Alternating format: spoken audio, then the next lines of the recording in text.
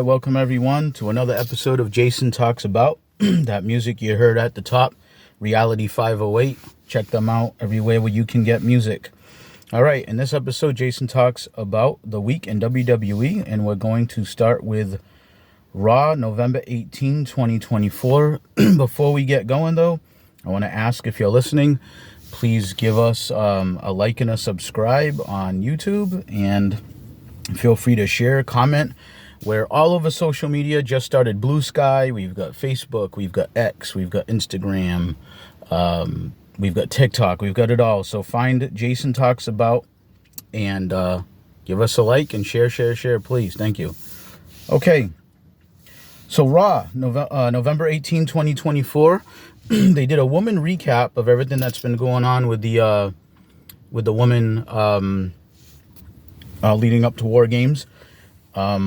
Liv Morgan comes out. She has a promo. She calls out Bianca and Jade. And then Nia Jax shows up, and her group joins. Tiffany Stratton, and Candice LeRae. Then Bianca, Jade, and Naomi come out. And then Io Sky comes with them as well. And, Nia makes some kind of a comment about the math not adding up. And then here comes Rhea Ripley with her mask.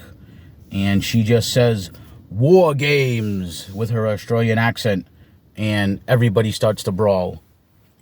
So, that kicks off Raw. I think it was pretty good, getting the woman some shine. And so we're going to have the big War Games match with all the top women from Raw and SmackDown. So, so then they moved on to a Bloodline recap, and talked about how, Bronson Reed, they showed how he joined them, and how, the OG Bloodline still doesn't have that fifth guy, and they were trying to get Seth Rollins, and he said, I'll never team with Roman Reigns, and so they just showed that recap. We then went to a mixed tag with Selena Vega and Rey Mysterio versus Chad Gable in Ivy Nile. I have to say, I really miss Chad Gable being part of the Alpha Academy. I know he's got the new group American Made. And I like Ivy Nile, and I guess, the American Made guys probably really need some help. They don't seem to have a ton of charisma. The one guy there laughs really funny, and I guess they're trying to get that over. But I thought they had something special there. I mean, Chad Gable is like a Kurt Angle type babyface, but he's really small. And I thought that was great for him, fighting from underneath and being the underdog. And so in this match, it didn't really matter because he was fighting Rey Mysterio, who's even smaller than him. But, it's just unfortunate because I just really, really liked Alpha Academy. But anyway, they had this match. It was a good match. Nothing really wrong with it. It was the men did most of the heavy lifting of the match, and Ray pinned Chad Gable. After the match, American Made jumps in the ring, the two other guys there, and they start a whole. Chad Gable starts to kind of yell at them. I'm not sure why, because he's the one who lost. He ends up smacking the two men in the face, but it looks like they kind of liked it, and he's like motivating them. So I'm not sure what's going on there, but that's kind of what they did with that segment. So I guess they're just trying to show that Chad Gable's firing up his troops or something. I didn't really understand it. We cut to the Judgment Day backstage. Finn says he's going to take the wheel because, everything that happened with the woman, with Liv Morgan and Raquel Rodriguez, getting in that big brawl with Rhea Ripley. So Finn says he's going to take over. And then he tells Dom and Carlito, hey, you know what? You guys are going to face the War Raiders. It was kind of funny because the way he said it, and JD McDonough was even kind of like, hey, go easy on him, Finn. I'm almost wondering, like, is Finn going to turn face, or is the group breaking up? It just seemed like he was making these matches, but almost kind of like screwing them over at the same time. So it was a little, I was a little perplexed by that, but maybe they're going somewhere with that. I don't know. So they go to the Miz and the Wyatts in the Final Testament recap. I just I've seen some praise for this online, but I'm just not getting it. I have not been a fan of the whole Wyatt Six stuff. I know maybe that's not a popular thing to say. I don't mean any disgrace to Bray Wyatt's memory. I just don't like the whole Uncle Howdy stuff. I just don't think it's been good. It was interesting a little in the beginning because it was like, are they going to go there? They're talking about Bray, but I don't know. The actual times they've been in the ring and stuff, it's not doing it for me. I'm just not super invested in this. I've often said that WWE is great at the top of the card, but the mid card really feels unimportant in WWE. That's not a WWE exclusive thing, by the way. Wait till we get to my AEW recaps. They did have Gunther and Kaiser backstage. So WWE's been doing this thing where they kind of transition from one backstage thing to another, and it all kind of flows. I kind of like that in this new era, the Triple H era, if we want to call it that. There seems to be some synergy in between segments. So Gunther's, he's back there, and he's talking to Kaiser. He's saying you need to be your own man, and you're gonna make your own mark. And looks like they're starting to branch Kaiser off. I hope so. I've always said I think Ludwig Kaiser, his look, his mic abilities, his in-ring talent, he should be more than just like the lackey that gets beat up by, whoever Gunther is facing this week. He actually probably would benefit from getting drafted to another show, away from Gunther eventually. So, like I said, they're leading one thing to another. So Kaiser walks off, and you see Gunther kind of look over. And in the promo, he was saying something about, I'm the same ring general, aren't I? And he said, oh, yes, of course. Kaiser was telling him. And it seems like Gunther was having maybe is not as confident or something, what they're going for. And then Gunther, then I guess spots Damian Priest. Looks like he's signing some photos or something. And he runs over and attacks him and puts him in a sleeper. But Priest gets the upper hand and leaves him laying. I kind of like the fact that they did where it's like the camera, he had to kind of like look for him a little bit, and he was a little further away, and then he attacks him from behind. He's signing some autographs.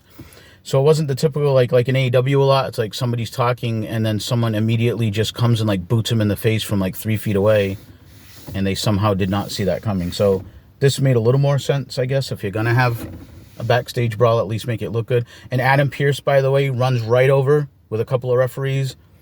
And Damian Priest says some comment about, oh, you better check on your champ or something. And so that was good. It was like, he wasn't just, standing there cutting a promo, and all of a sudden Gunther just punches him from 2 feet away. It was, he saw him from distance. He walked up on him from behind. The officials immediately drawn over, like, what's going on over here? So kudos for at least making it a little more believable. We then go to Sheamus versus Braun Breaker. And man, Braun Breaker, do they have something special with him? I always thought that from the first couple of times I've seen him. His athleticism. The crowd is behind him. I don't care, heel or not. They love him. And I just want to give kudos to Sheamus too. It looks like they can just dust him off whenever they need him.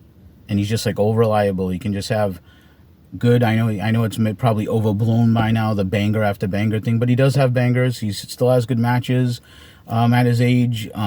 Good, hard, physical, hard hitting. I was looking forward when I saw it was going to be him and Breaker, because I knew that these two were going to beat the hell out of each other, and they did.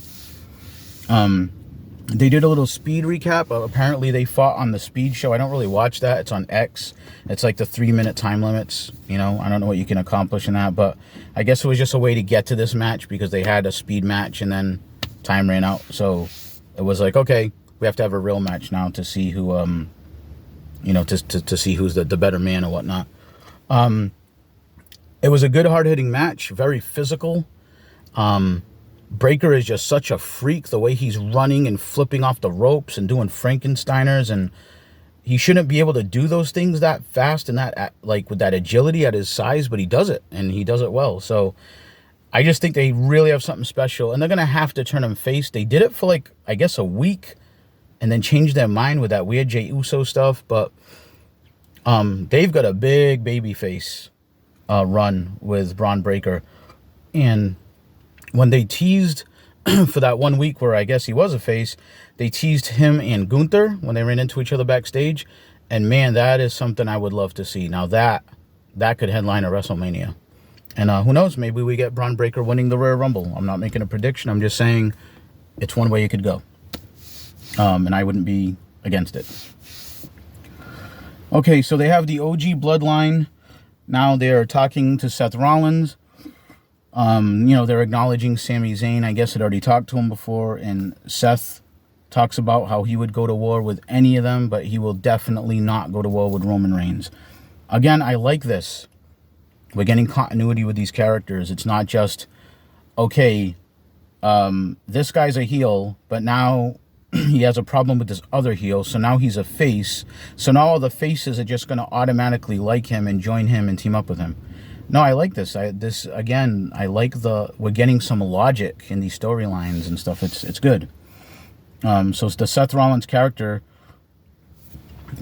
why would he team with Roman Reigns? I mean, given the history. So, the OG Bloodline is still like, hey, what are we going to do?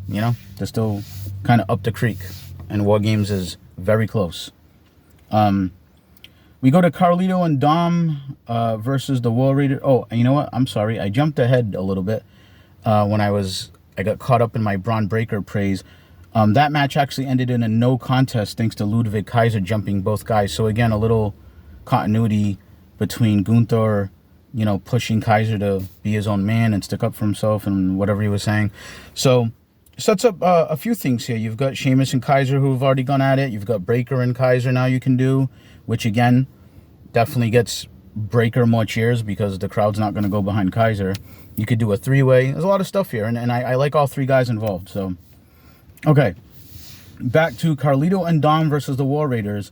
It wasn't a terribly long match. I think it was the right result. The War Raiders win. They were pretty dominant. They were beating the hell out of Carlito and Dom, throwing them all over the place. After the match, though, Finn and JD attack, so I guess that would lend some logic, if you will, to Finn Balor kind of throwing them to the wolves like this. Maybe he thought, okay, they'll be distracted fighting the other two, and then me and JD can just run in and jump them in. So they're definitely setting up the War Raiders versus Finn and JD for the belts. I like the War Raiders a lot. Unfortunately, they were kind of sidelined with some injuries and a gimmick where they were actual Vikings. But I like the fact that they're back to the War Raiders. I think they're very underrated and they're wicked talented for their... Yep, I said wicked. I'm from Massachusetts, for anyone who's listening. Very talented, we'll say, for their size, the way that they move. I believe Eric is like super deceivingly strong and Ivar is like super deceivingly agile for his size. So I would like to see them, get a nice push now, and they're a little more serious gimmick now. They're not actual Vikings anymore. So I'm rooting for that. And if they do defeat Finn and JD, maybe we see Finn split off, like I'm kind of assuming might happen. I don't know. We went to the Wyatt's video after this. Again, I'm sorry. I can't do it with the Wyatt stuff. I just think it's just not good. It's just bad. I don't believe in the spookiness. I don't believe they're actually kidnapping people, and it's just all, they don't have superpowers. They don't. It's just the whole thing to me has just been bad with the Wyatt Six, and I know people don't want to say that because it's kind of a tribute to Bray Wyatt in a way, but it's just not good, in my opinion. This is Jason Talks About, and I'm talking about wrestling, and that's my opinion on it. Nobody has to agree with me, but that's my opinion. I just don't like this stuff. It's just not doing it for me. They did a Lyra Valkyria video package, and this was probably kind of good because she hasn't been around in a little while. I don't know if she's hurt or not, but good to just keep her in people's minds and keep her fresh. She had some momentum there before she disappeared again. I don't know if she's hurt. I haven't seen her in a few weeks. I don't know if she's popped up on NXT. I don't watch that, but I haven't seen her on Raw, SmackDown, so I'm going to assume she's injured or something, or it's some personal thing, but looks like she's coming back. Then we did a little backstage package. I'm sorry, not a package, a backstage angle, I guess we'll call it, where Alpha Academy's back there and Kofi's talking to them, and he's talking about the 10-year anniversary, and then Xavier pops in and talks about how we haven't been on the same page and we need to get on the same page, and was just very rude to the Alpha Academy, said something about them being losers or whatnot, and of course Kofi was like, yo man, you know what's your problem? And you know, so they're still teasing the long heel turn of Xavier Woods. It's coming for sure. If it doesn't come now, I'll be very surprised. So now we go to the main event, Bronson versus Seth. I like this. I like Bronson Reed getting a push. He's a throwback heel to me. I think he's super talented for his size. The Tsunami's a great finisher. The way he moves around that ring. He's a throwback to like kind of those monster heels. Even his entrance video is like, it's like he's Godzilla crushing a city. It's a nice touch. He's got a good look. Not bad on the mic. I really like him. And kudos to Seth. You know, Seth is, again, can be somebody who's kind of underappreciated a little bit for his versatility, his ability to work with anyone of any size, of any style. He made Bronson look like $1 million, the way he bounced around for him and everything. Good competitive match. There ends up the Bloodline tries to interfere, minus Solo. And so then the OG Bloodline, minus Roman, of course, came out and they brawled. And then what happened was they fought off. And when they fought off, Solo did come out, distract Seth Rollins, and that led to Bronson clobbering Seth and giving him the Tsunami and winning. So Bronson goes over here, and I think that was the right choice. And, you know, it almost plants some doubt, like, does Seth reconsider? Does he join the War Games? We'll see. But as of right now, that wasn't made clear. The show goes off the air with Bronson Reed victorious. So I think that was the right call, and I'm here for it. Okay. So let's move on to SmackDown. SmackDown, November 22nd, 2024. We start off with the whole Bloodline package, everything that's going on with them, the stuff I just recapped on Raw. And they talk about War Games coming up. Again, they're still looking for a partner. They don't have a partner, the OG Bloodline I'm referring to. And they show where Roman was trying to call the wise man last week, and the phone was disconnected. So he doesn't have Paul Heyman's phone number is disconnected. I don't know. Maybe he forgot to pay his bill. Anyway, they lead with that and the doubt of what's going on with the wise man, and they don't have a partner. And then we head out to the arena, and the new Bloodline comes out with Bronson Reed with them, and they do their in-ring promo.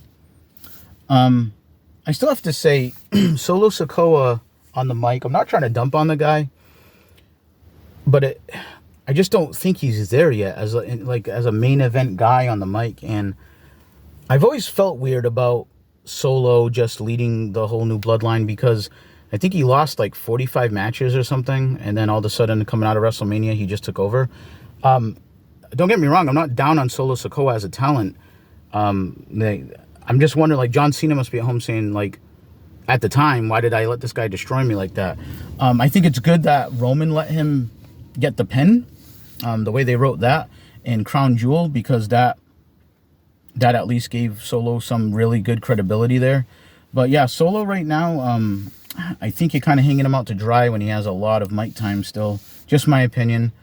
But he does say that he expects Roman Reigns and his team to come out and surrender for the War Games. So I guess we won't have a main event if they agree to that of War Games for the men. But that's what he wants to do, and he gives Roman, I guess, until the end of the night to do that. So that was the Bloodline angle with Bronson Reed and All in the Ring, setting that storyline that will play out throughout the show. All right, so then we had a Women's United States Tournament match. They're all triple threats. Not sure why they made that decision for this tournament. Maybe just to get as many women at the same time as they can to do it, to be in the tournament. But it was Belair versus Chelsea Green versus Blair Davenport. It was nice to see Blair Davenport back. I think she's got a ton of potential. I would like to see her, hanging out with Isla Dawn and her partner some more. I thought that was a nice little trio they were making there, and I don't know where that went because Blair Davenport got hurt, but I guess we'll see. But anyway, right in this, for the sake of this match, she was out there by herself. I have to say, the crowd was super behind Chelsea Green. There was Chelsea chants, and she was by far the most over in the match. And you know what? I've been saying this for a while. Chelsea Green is such an MVP of that women's division. She can do whatever they need. She's entertaining. She's funny. She can wrestle. She's beautiful. Even though she acts goofy.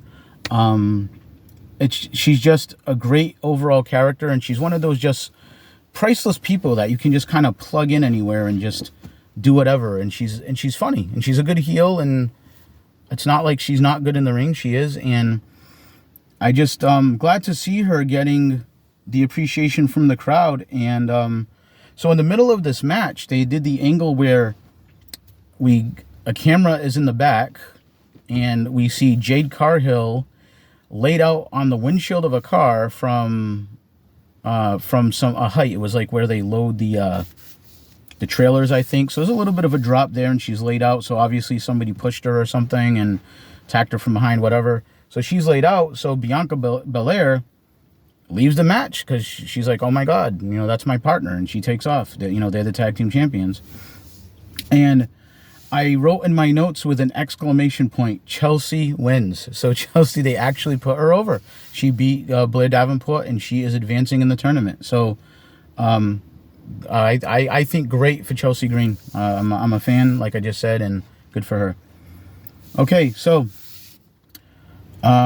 we go to break, we come back, and Bayley and Naomi are there in the back with the ambulance, and Jade's getting loaded in, and of course Bianca Belair's there, and Bayley's trying to ask questions like what happened, and Bianca's very rude to her and just kind of says like, she's my partner, don't worry about it, or something to that effect, and jumps in the ambulance, and Bayley's kind of taken aback, obviously, and Naomi's kind of like, oh, don't mind her, she's, with everything that's going on, and blah, blah, blah. So they're still playing the whole Bianca doesn't trust Bayley, and again, like I said earlier with Seth and Roman, I like this. Why should Bianca just embrace Bayley again, just with no, just because she's all of a sudden a babyface? Like, there should be still dissension. That people shouldn't forget what just happened. Like, half a year ago, 6 months, 4 or 5 months ago, when the person was a dastardly heel and doing all kind of awful things to them. Okay, so then we go to the U.S. title match, LA Knight versus Escobar. And I have to say, both guys are fine wrestlers. Again, this just kind of feels unimportant. I think LA Knight's been cooled off a little bit. It's sometimes when you're chasing the title, you got a babyface chasing the title, they're a little more hot than when they actually get the title. I'm not saying like people don't care about him. I mean, the crowd is still into him, and they're doing the yeah and all that stuff. But fine match, nothing wrong with it.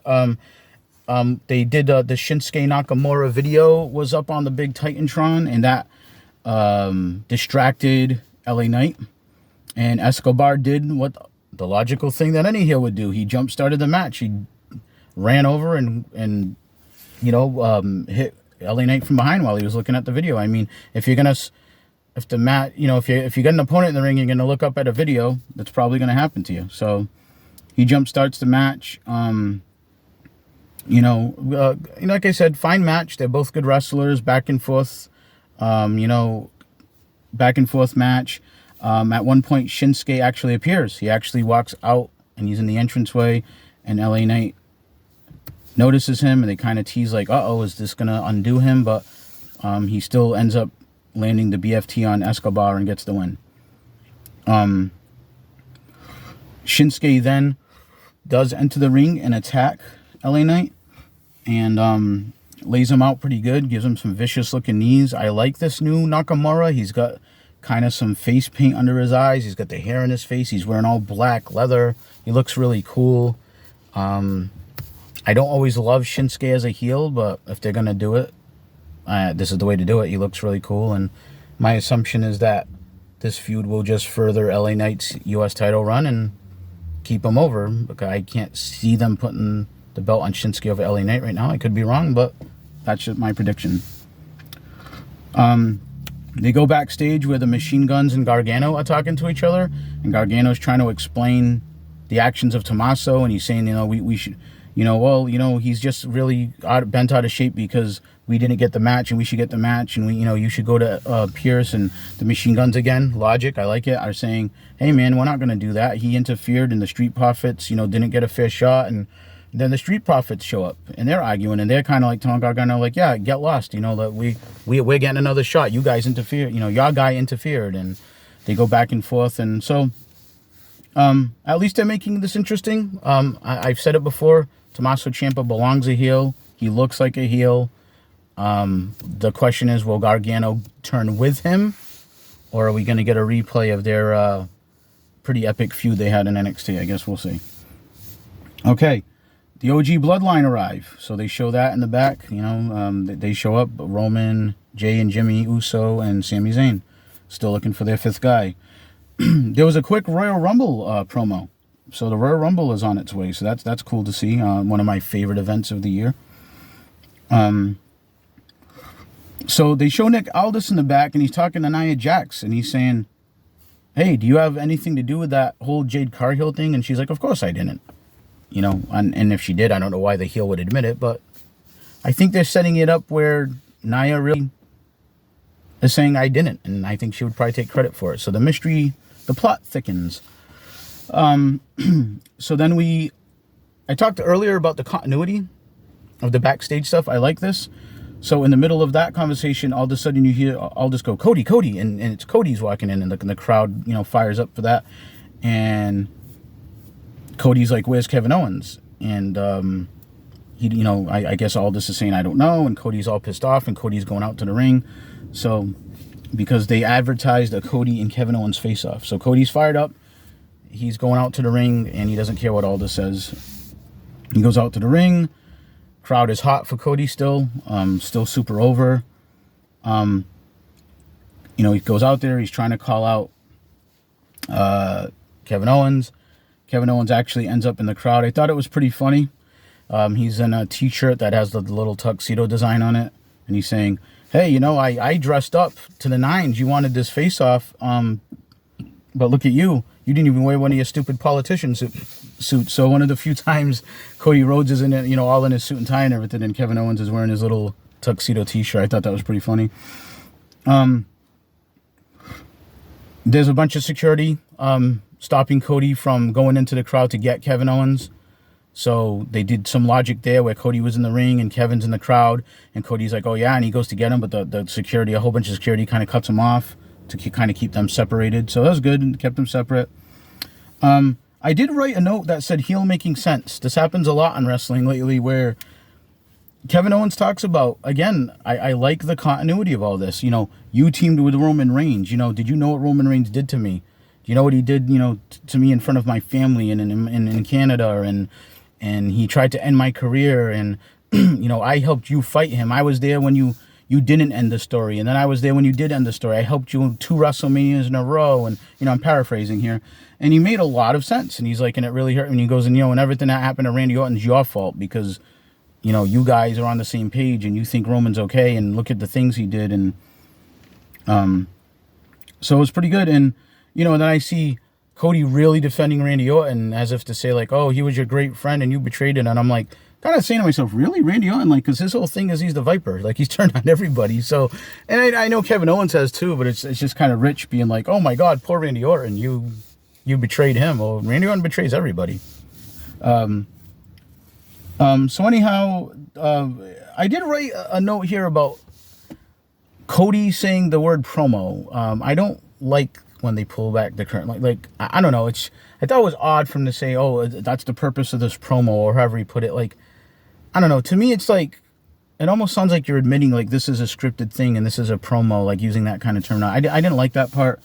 It's a small complaint. I thought this was a fine segment. It was a little AEW-ish when they can't help themselves and they always have to, talk about heels and faces and, I don't know, dirt sheets. Like, they always have to use the inside lingo so the smart marks can pop and go, oh, wow, look at that. And I'm not saying that's necessarily what Cody was doing here. I just didn't like the use of that. But again, fine segment. Nothing wrong with it. Little complaint there. The OG Bloodline was backstage. They're going back and forth talking about, we can't find anyone. Sami Zayn's out of ideas. And he says, I could go back to Seth one more time, given what happened on Raw. Again, I like it. Continuity, logic. And again, with continuity and logic, Roman Reigns says, no, I don't want him. And he's like, I'm not me, but we are all we need. We just need each other. And they kind of go with that. And they kind of tease like maybe it's just going to be 5-on-4. So then from there, we cut to Bayley and Naomi's entrance, and then they go to break, and then they come back from break, and it's Cody is walking backstage, and Carmelo Hayes kind of mouths off and says something about time someone says it like it is to him, something like that, and Cody gets pissed off and he pushes him. He's fired up. Aldis gets in between them. So I could probably see a Cody Carmelo match maybe next week. I'm not sure if that's what's going to happen, but setting something up there. All right, so then we got Tiffany Stratton and Candice LeRae. And man, Tiffany Stratton, they could just strap a rocket to her and make her a babyface tomorrow. I think we're heading in that direction. With Nia Jax versus Bayley and Naomi. Nia interferes. It's a DQ to end the match. It was nothing wrong with the match. All 4 women are, good workers and good match. But, they didn't really go very long. And then Nia just got involved and attacked Bayley and Naomi, and we got a disqualification. Io Sky has been doing these weird palm up strikes that look very, very fake, and she misses a lot of them. I would hope someone would either work with her to make those look more realistic or just tell her to stop doing them because they don't look good. I just wanted to say that I've seen her do this a couple weeks in a row now, and they look awful to me. So Io Sky runs in, like I said, does those awkward palm up strikes. The numbers are still end up in the heels' favor because Raquel Rodriguez and Liv Morgan run in, and so again we're setting up war games. They're jumping, the good guys, and then boom, Rhea Ripley's music hits. The roof blows off the place. She's got a kendo stick. She's got the mask. She runs out there. She cleans house. She got Raquel Rodriguez a couple of times real good. You could see the welt across her back. She was wearing like a backless shirt, and damn, she got her real good. Okay. So, again, we're setting up the Women's War Games. I like it. It feels like a big deal. It should. It's one of the main events. So, looking forward to that match. So, then we go to Ford versus Ciampa. So, Montez Ford. So, from what happened last week where he interfered, Montez Ford was like, I want a piece of this dude. And so, okay. So, Aldis said, all right, you got him. So, I'm sure that Ciampa was mad. I'm sorry, Montez was mad at this guy for interfering. So, they get this match. Good match, back and forth. Montez Ford is just such a freak with the stuff he can do. He's so athletic. And Ciampa, I love heel Ciampa. He's so intense. He looks mean. He looks like some kind of Viking villain in a movie somewhere or whatever. The look he has, this is what Ciampa should be doing. I was a little surprised that Montez Ford won this match, though, however. But I'm not saying I'm against that. I just thought that it would be, Ciampa would cheat somehow and win. Then he starts attacking Montez, and then, Dawkins runs down, and then Gargano runs down, and the teams end up kind of fighting, and then Ciampa pushes down Gargano because he's like, what the hell are you doing, trying to stop me here? This is what we should be doing. The machine guns come in, they defend Gargano. A couple of ways they could go here. Again, the obvious thing, it looks like, oh my God, Ciampa's going full on heel.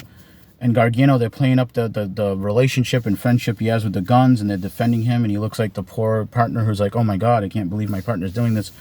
They could be setting up an epic double heel turn, where Gargano is playing the machine guns and they take the belts back. I don't know. We'll see. Okay, so we get to the main part of the show, the bloodlines, face-to-face, both bloodlines. Solo says he wants him to surrender or die where you stand. Wow, I thought that was a little over the top. Are we gonna start killing people here in WWE? Die where you stand. That was an interesting choice of words. And of course, Roman and the gang are like, nope, we're not doing that. And just when they look like they're about to brawl, we hear, "Ladies and gentlemen," and man, it was like. It was one of the most epic pops I've heard in a long time. It was Paul Heyman. Paul Heyman getting the monster pop. I never thought I'd say that a couple of years ago. And it wasn't just we want to say ladies and gentlemen with him kind of pop. It was like the pop like, oh my God, it's Paul Heyman. The wise man's back. And I'm paraphrasing here, but he says basically that to Solo, it's not going to be 4-on-5, it's gonna be 5-on-5. And then he points to the entranceway, and the only person to get a bigger pop than Paul Heyman, CM Punk. You hear Cult of Personality, and the roof blows off the place, and the people are going nuts. The CM Punk chants, and he doesn't waste time. He jumps in that ring. They all kind of glance at each other. And boom, him and the OG bloodline are brawling with the new bloodline. And the brawl, goes on not for long, just about a minute. Punk and Roman kind of clean house. They look at each other. Everybody else is on the outside of the ring because the Usos and Sami Zayn did a big dive. And it ends up kind of with just Punk and Roman, and they awkwardly turn towards each other. And it was almost like one of those Royal Rumble moments, like Hogan and Warrior or, something like that. And but they get interrupted. Two of the heels jump back in, and the two Tongas, and Roman and Punk give them their finishers respectively, and huge CM Punk chants, and it ends with Punk and Roman kind of looking at each other, kind of jarring a little bit, and the OG bloodline gets back in the ring. They're kind of behind Roman, and you can kind of tell by the body language and reading lips a little bit that Roman's kind of like, what are you doing here? And Punk's kind of like, don't worry about it. He's like, I didn't come here for you. I came here for him, pointing at the wise man. And it was a nice camera shot because you had Punk and Roman kind of jarring at each other, and you had Heyman leaning against the ropes kind of in between both of them with kind of a smirk on his face, like he's kind of enjoying this. And, I would assume that Paul Heyman had a little bit to do with directing this segment because it kind of feels like something he would do. And so... good ending to the show. I mean, the star power is just off the charts right now for WWE, through the roof.